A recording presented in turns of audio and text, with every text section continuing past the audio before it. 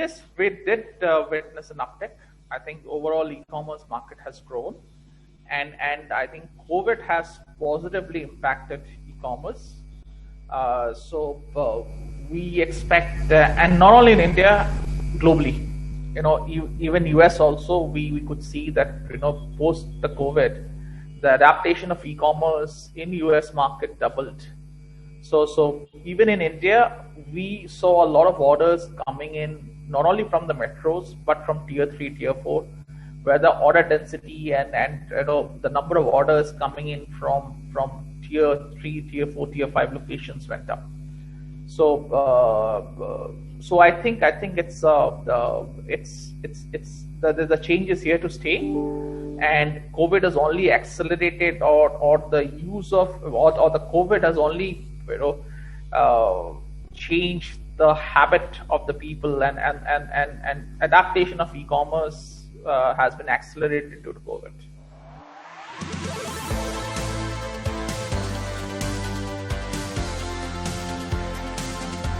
We are a tech-driven logistics company, and our technology is proprietary. So right from the picking up a shipment, how do we get the pickups done?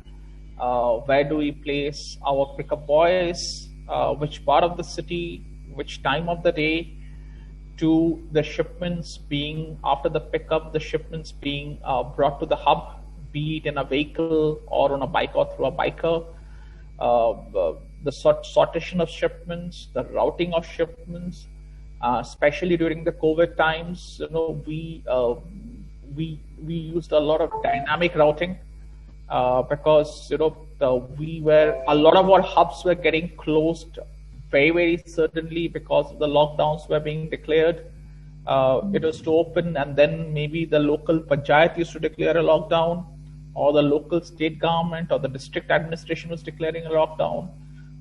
There were challenges where, in certain states, the trucks were stopped, and the swab test was done for the truck drivers, and we had to wait for 24 hours for the RT-PCR report to come in before the truck driver was allowed to drive into the state. So the truck driver essentially parked his vehicle before a toll plaza or a checkpost on the highway, and he was essentially standing there after giving a swab test for 24 hours.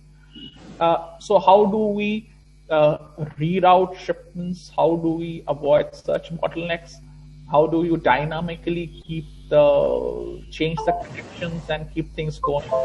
So it was all done through technology, because it's humanly very challenging to constantly dynamically change the routes. So that's just one example. There are a plethora of such examples. If we are blocking off certain parts of the cities, which pin codes to block, and not only do you block it right way all the way upstream, or certain pin codes you are only declaring as open for essential commodities and not for everything. So in certain pin codes you are probably delivering only medicines or certain baby products and not fashion or electronics. So there was this constant need for change or adapting to change throughout the network, and but for technology, we would not been able to do it.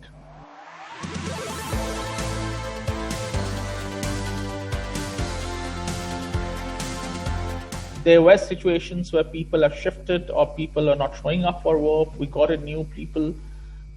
We trained them. There were people who came in because they were willing to work, and their industries, be it they were working in some other manufacturing setup or a textile setup or whatever it is, was not operational. So how do you take in such people and quickly equip them or train them? That was one challenge. Second challenge was, how do you do the operations while maintaining social distancing and proper preventions? So a lot of our last mile centers, because we were delivering to end customers, we were both concerned about our own staff safety as well as safety of our customers. So putting up, ensuring that the people Uh, there were proper hygiene standards set up. Floors were being sanitized at regular intervals. We ensured the people were washing their hands. People were wearing masks. In last mile centers where people come in and take out shipments, we ensured they came in staggered form. To ensure contactless deliveries, we started, sending out SMS with one-time pass OTPs to the customer, so the customer could identify themselves with the OTPs, and they can come and collect the shipment.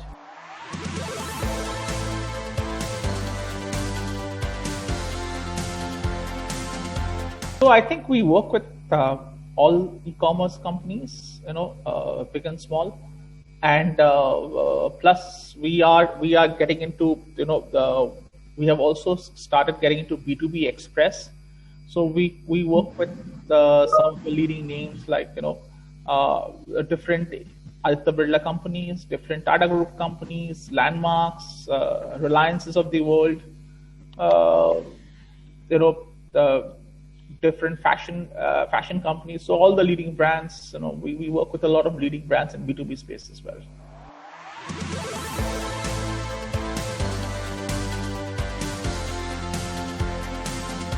We should end the year somewhere close to 1100 crores. And our bottom line should be quite good. Okay. We'll be very close to profitability. Except for those 2 months COVID period. I think otherwise, for the rest 10 months, we should be very close to profitability.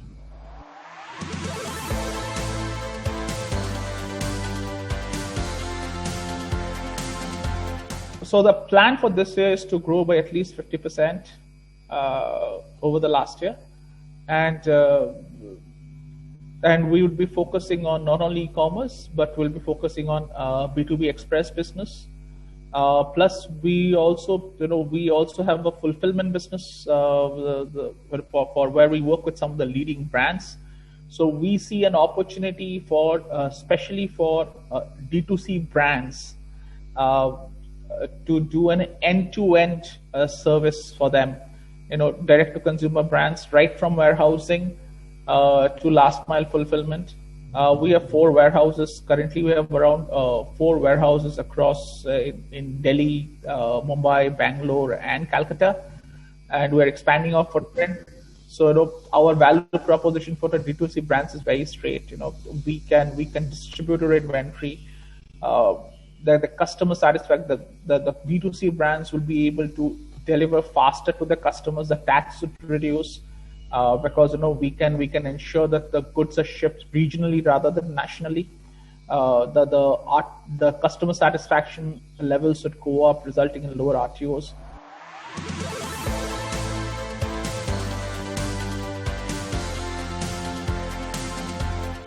We are there, Shweta. Already we're there in 17,000 pin codes.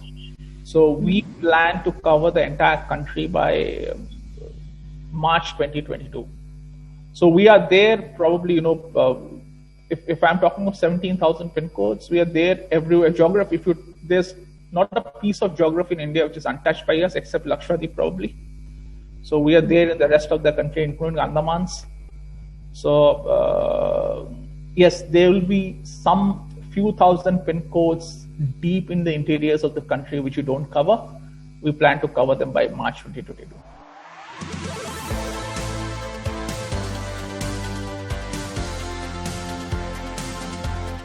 Is definitely seeing a consolidation. I think today, if you talk of e-commerce logistics, we have 3 large players with national presence. So that's pretty much established. There are others who are trying to come in, but to establish a national presence, it's going to cost a very significant amount of money. So I think there the market is pretty, in B2C space, the market is pretty well defined. You have 3 large national players. In B2B Express, I think we are seeing a churn. A lot of older players are undergoing very, very significant changes. And I believe over the next few years, it's going to see a significant churn where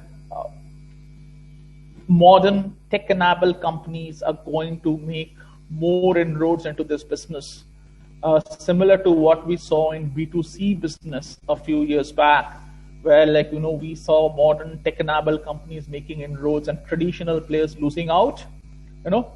Obviously some of the traditional players, at least one of them survives. We are going to see a similar churn in B2B. Maybe one or two traditional players will survive, but a lot of the business, which a lot of mid-sized players are going to find it difficult to survive, and a lot of business which is shifting from unstructured to structured market would be mocked up by by new age tech-enabled players.